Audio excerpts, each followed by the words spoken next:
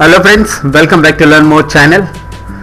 TYBCom में visual basic के जो प्रैक्टिकल्स रहते हैं वो हम लोग सीख रहे हैं। तो विजुअल बेसिक प्रैक्टिकल्स में यहाँ पे मैंने नेक्स्ट क्वेश्चन लाया आपके लिए, फॉर लूप का क्वेश्चन। तो चलिए देखते हैं क्वेश्चन क्या कौन सा रहेगा आपको एग्जाम के लिए।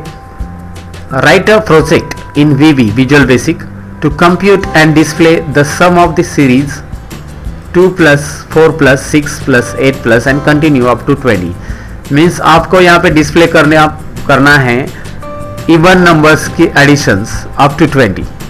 तो इसको विजुअल बेसिक में कैसे करना चलिए देखते हैं।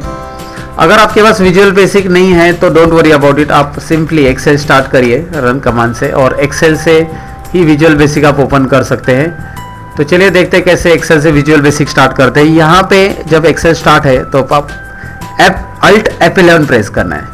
आपको यहाँ पे Alt F11 प्रेस करने के बाद विजुअल बेसिक स्क्रीन नजर आएगी।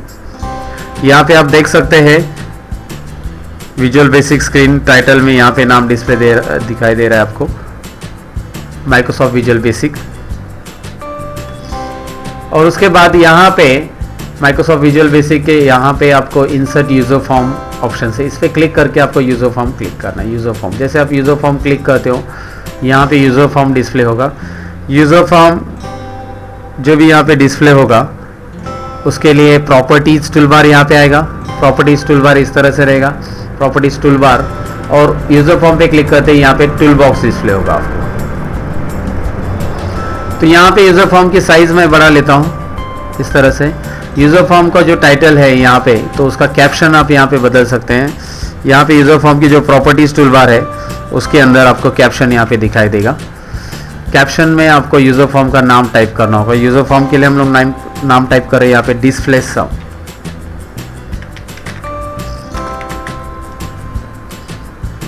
एंटर। जैसे आप यहाँ पे नाम टाइप करते हैं डिस्प्ले सम, तो यहाँ पे आपको यूजर फॉर्म के टाइटल पे वो दिखाई दे रहा है। उसके बाद आपको यहाँ पे यूजर फॉर्म पे क्लिक करना है और ये टूल बॉक्स से सबसे पहले लेबल ऐड करना है। लेबल जब आप क्लिक करोगे यहाँ पे तो लेबल यहाँ पे डिस्प्ले होगा। लेबल के लिए भी इंटरनल और एक्सटर्नल दोनों नेम अप्लाई करने होंगे। तो यहाँ पे आपको प्रॉपर्टीज टूल बार में लेबल्स के लिए जो कैप्शन आपको देना है वो यहाँ पे टाइप कर सकते हैं आप। कैप्शन में आपको टाइप करना है सम ऑफ इवन नंबर्स। कैप्शन में आप स्पेस वगैरह रख सकते हैं। और यहाँ पे लेबल के जो इनसाइड जो प्रोग्राम के अंदर ये लेबल क्या यूज़ होने वाला है, कौन से नाम से, तो LBL इसका नाम इस तरह से रखो आप, LBL सम। यहाँ पे जो भी कैलकुलेशंस आप कर रहे हो या जो टाइटल आप दे रहे हो उसका अल्फ़ाबेट, फर्स्ट अल्फ़ाबेट कैपिटल रखिए, एंटर करिए। इसके बाद आपको जो अपने कैप्शन लिखा है वही यहाँ पे डिस्प्ले होगा, और जो इंटरनल नेम है ये प्रोग्राम में यूज़ होगा। यहाँ पे कैप्शन दिखाई दे रहा है। उसके बाद यूज़र फॉर्म पे क्लिक करिए आप। टेक्स्ट बॉक्स, यहाँ पे टेक्स्ट बॉक्स दिखाई देता है। पहला आपको लेबल यहाँ से लेना है, दूसरा आपको टेक्स्ट बॉक्स यहाँ से लेना है। टेक्स्ट बॉक्स पे क्लिक करते ही आपको यहाँ पे स्क्रीन पे जो यूज़र फॉर्म है उसके बीच में यहाँ पे क्लिक कर दो आप टेक्स्ट बॉक्स इस तरह से। टेक्स्ट बॉक्स जब आप लोगे तो उसके लिए जो इंटरनल नेम यूज़ होगा टेक्स्ट बॉक्स के लिए वो आपको यहाँ पे देना है। कैप्शन हमें टेक्स्ट बॉक्स के लिए नहीं लेना है। TXT यहाँ पे मैं टाइप कर रहा हूँ यूज़र फॉर्म के लिए, टेक्स्ट बॉक्स के लिए नेम TXT सम, एंटर करना है नाम टाइप करने के बाद। और उसके बाद आपको कमांड बटन ऐड करने रहेंगे। तो कमांड बटन कहाँ पे है टूल बॉक्स पे, मैं आपको दिखा देता हूँ। कमांड बटन ये रहा। कमांड बटन पे आप क्लिक करते ही यहाँ पे यूजर फॉर्म पे आपको क्लिक करना होगा और इस तरह से कमांड बटन ऐड होता है। तो कमांड बटन ऐड होने के बाद यहाँ पे राइट साइड में प्रॉपर्टीज में उसके लिए कैप्शंस वगैरह आपको दिखाई दे रहा है। कमांड बटन और कैप्शंस कमांड बटन है, और यहाँ पे तो इंटरनल नेम। तो यहाँ पे कैप्शंस कमांड बटन जो है उसको आपको टाइप करना होगा। सपोज कैलकुलेट सम हम टाइप करते हैं, कैलकुलेट सम। और उसके बाद यहाँ पे ऊपर हम लोग उसके लिए टाइप करते हैं CMD कैलकुलेट सम।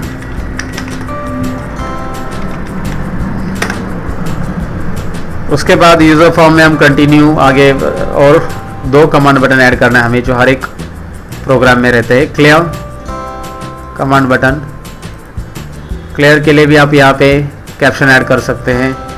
क्लियर, क्लियर में जो नेम रहेगा वो रहेगा CMD क्लियर। और उसके बाद और एक यूजर कमांड बटन ऐड करना है आपको यहाँ पे एग्जिट।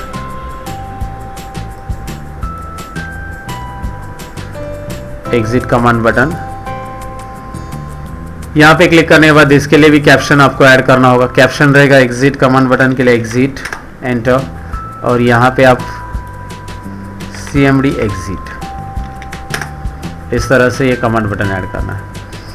जो विजुअल बेसिक हम लोग यूज़ करें एक्सेल के अंदर, ये विजुअल बेसिक में आप शॉर्टकट कीज ऐड नहीं कर सकते, लेकिन एक्चुअल विजुअल बेसिक जो सॉफ्टवेयर रहता है तो उसके अंदर आप शॉर्टकट कीज ऐड करने के लिए यहाँ पे शॉर्टकट कीज ऐड करने के लिए एंड यूज़ कर सकते हैं। अगर ई के लिए शॉर्टकट कीज ऐड करना है तो यहाँ पे एंड का साइन आप यूज़ कर सकते हैं ऐसे।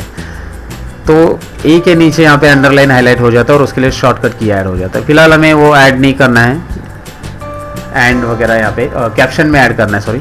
तो यहाँ पे हमें ऐड नहीं करना है क्योंकि इसमें वो शॉर्टकट कीज डिस्प्ले नहीं होती है एक्सेल के जो विजुअल बेसिक है। तो नॉर्मली प्रोग्राम दोनों का सेम लिखा जाता है, बस कैप्शन में आपको याद रखना है अगर शॉर्टकट कीज ऐड करनी है तो उस तरह से। तो प्रोग्राम के जो आंसर्स लिखने हैं वो तो नॉर्मली सेम रहते हैं दोनों विजुअल बेसिक में। तो चलिए अभी इसके आंसर्स कैसे लिखना है। ये तो लेआउट हो गया जो क्रिएट करना है लेआउट, और इसका लेआउट क्रिएट कैसे करना है मैं आपको बता दिया मैंने कि इसमें टेक्स्ट बॉक्स के लिए क्या नाम रहेगा, देन उसके बाद बटन के लिए क्या नाम रहता है, जो आपको पहले टेबल बना के आंसर्स में लिखना होगा। उसके बाद इसके आंसर्स आगे कैसे कंटिन्यू करेंगे। एग्जिट बटन, क्लियर बटन और कैलकुलेट सम, इसके लिए कमांड क्या रहेगा, प्रोग्राम क्या रहेगा, चलिए देखते हैं। सबसे पहले कैलकुलेट सम पे मैं यहाँ पे डबल क्लिक करूँगा और डबल क्लिक करके इस प्रोग्राम के अंदर कोडिंग में जाऊँगा। यहाँ पे कोडिंग में डबल क्लिक करने के बाद तो CMD, पहला इस बटन के लिए जो टाइटल रहेगा private subject CMD calculate sum underscore click, इस तरह से आपको लिखना होगा। उसके बाद आप लिखोगे डिम, यहाँ पे हम लोग 2 वेरिएबल्स यूज़ करने वाले हैं। डिम में 2 वेरिएबल्स किस तरह से यूज़ होंगे मैं आपको दिखा देता हूँ। एक वेरिएबल फॉर लूप के लिए होगा आई, और दूसरा हमारा सम निकालने के लिए रहेगा। ये दोनों भी हम लोग एज ए इंटेजर यूज़ करेंगे क्योंकि जो नंबर है हमारा वो 1000 के अंदर है। अगर नंबर आपके 10,000 के अंदर है तो आप ज़्यादातर इंटेजर यूज़ करो, और उससे ज़्यादा है क्योंकि इंटेजर की कैपेसिटी कम बाइट्स की रहती है, उससे ज़्यादा है तो आप उन इंटेजर्स की जगह डबल यूज़ कर सकते हैं। अगर ज़्यादा नंबर्स अवेलेबल है वहाँ पे, सपोज 1 लाख 2 लाख, तो डबल यूज़ करो, सम आई सम एज अ डबल। या फिर आप सिंगल भी यूज़ कर सकते हैं। वहाँ पे सिंगल इसलिए यूज़ करना है क्योंकि डेसिमल वैल्यूज़ अगर है तो अभी जो प्रोग्राम हम ले रहे हैं तो इसमें डेसिमल वैल्यूज़ नहीं है। अगर पॉइंट में आंसर आ रहा है तो आप यहाँ पे सम एज अ डेसिमल करके ले सकते, सम एज अ सिंगल करके ले सकते हैं, जो डेसिमल वैल्यूज़ के लिए यूज़ होता है। फिलहाल dim I and sum as a integer ये हमें लेना है। सम को हमें डिफाइन करना है 0। सम की वैल्यू सबसे पहले हम लोग डिफाइन कर देंगे कि सम एम्प्टी है और सम के अंदर हम लोग इवन नंबर्स की टोटल रखने वाले हैं। तो चलिए कैसे रखना है देखते हैं आगे। प्रोग्राम में हमने आई लिया है तो फॉर लूप के अंदर हम लोग आई लेंगे। आई इज इक्वल टू, आई की जो कैपेसिटी है वो कितने नंबर्स रखने वाला है वो हमें यहाँ पे मेंशन करना है। I is equal to 1 to 20 and I की जो वैल्यू रहेगी वो स्टेप 1 से इंक्रीमेंट होती जाएगी। स्टेप 1 मतलब i+1, i+2, i+3। तो i+1 मतलब आज 0 है तो 0+1 1 आएगा, फिर 1+1 2 आ जाएगा, फिर 2+1 3 आ जाएगा। तो एक एक वैल्यू से इंक्रीमेंट होते जाएगा आई का, स्टेप 1 को बोलते हैं। तो ये फॉर लूप क्या करता है, इसके अंदर जितने भी स्टेटमेंट आप लिखोगे वो उतनी बार रन होगा जितनी बार वो कंडीशन में दिया है। तो i 1 to 20 मतलब 20 टाइम्स इसके नीचे का प्रोग्राम रन होने वाला है। लेकिन ये 20 टाइम्स तो नहीं चाहिए, हमें इवन नंबर्स चाहिए। तो इवन नंबर्स के लिए हम कंडीशन देंगे इफ ब्रैकेट में लेंगे i mod 2 is equal to 0, i mod 2 is equal to 0। अगर आप यहाँ पे ब्रैकेट नहीं भी ऐड कर दे तो भी चलेगा। Then i mod 2 is equal to 0 मतलब इसका मतलब क्या होता है मैं आपको समझा देता हूँ।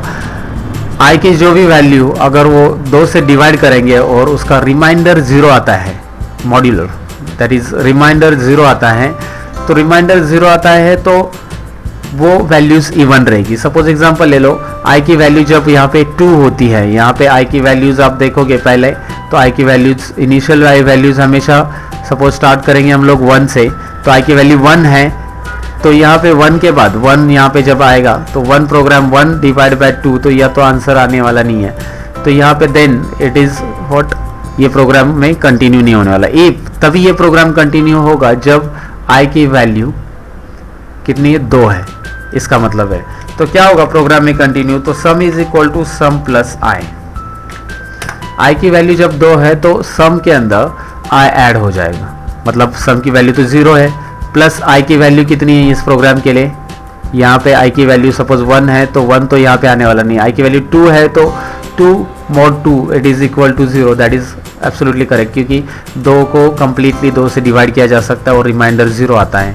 तो ऐसा है तो 0 प्लस यहाँ पे जो आई की वैल्यू थी वो 2 है, तो 0 प्लस 2, तो सम की वैल्यू 2 हो जाएगी। ये सम की वैल्यू 2 रहेगी फॉर दैट प्रोग्राम ओनली, पहली बार जब रन होगा। लेकिन यहाँ पे नेक्स्ट आई बोला है हमने, नेक्स्ट आई का मतलब होता है फॉर लूप में वो वापस for loop repeat program run करेगा यहाँ पे। तो आई की वैल्यू यहाँ पे 2 है वापस, तो 2 प्लस 1 हो जाएगी यहाँ पे, तो 3 हो जाएगी आई की वैल्यू। तो 3 के लिए ये प्रोग्राम रन नहीं होगा, स्किप किया जाएगा। फिर आई की वैल्यू आगे बढ़ेगी, 3 प्लस 1 दैट इज 4। 4 के लिए प्रोग्राम रन होगा क्योंकि 4 डिवाइड बाई 2 दैट इज 2 से वो कम्प्लीटली डिवाइड हो रहा है, तो यहाँ पे 0 रिमाइंडर आता है, तो यहाँ पे 4 आ जाएगा। तो पहले 2 की सम की वैल्यू 2 हो चुकी थी, तो प्लस 4। तो इस तरह से वो खाली इवन नंबर को ही ऐड करते जाएगा।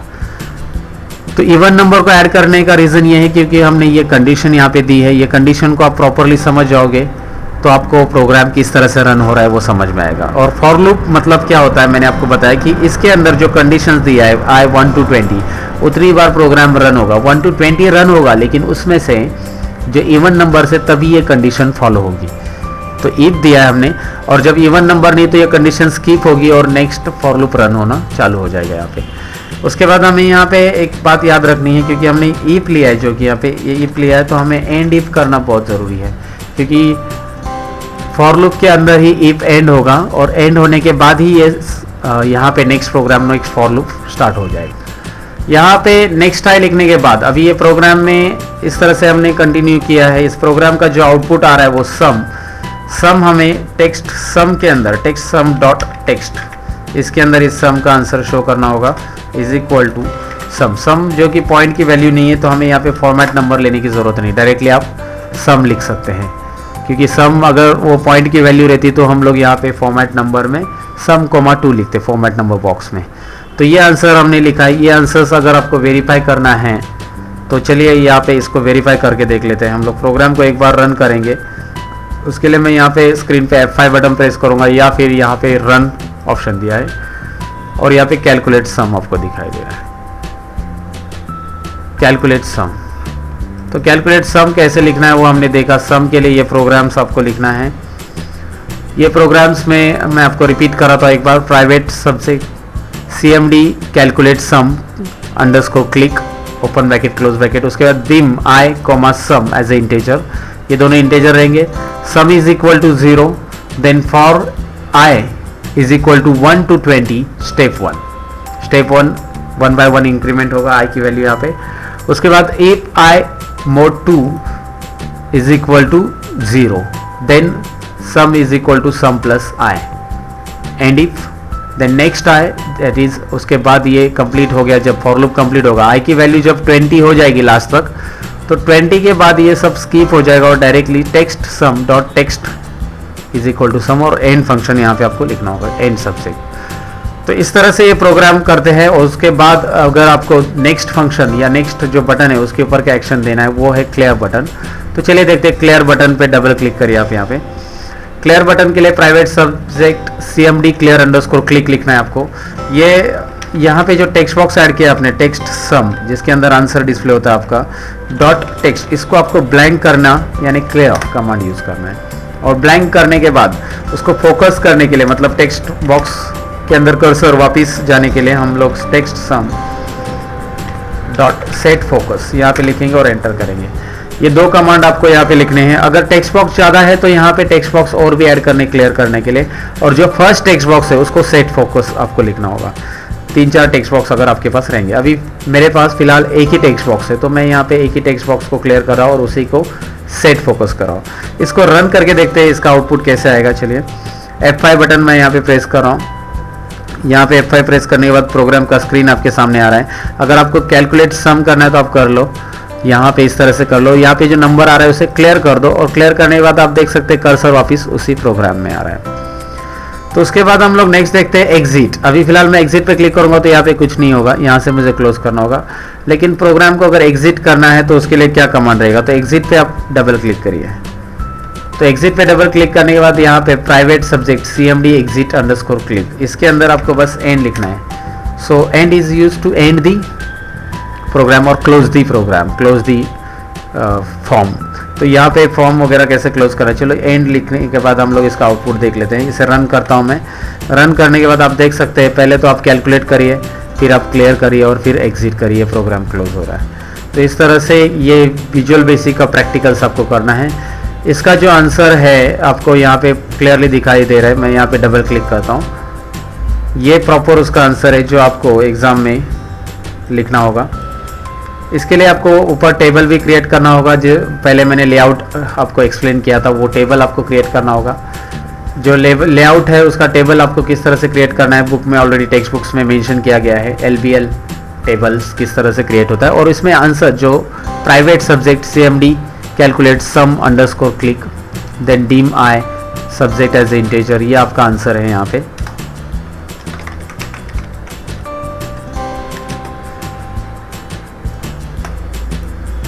dim I then sum as an integer, sum is equal to 0 for I is equal to 1 to 20 step 1। Then इस तरह से ये कंटिन्यू आपको दिया पूरा।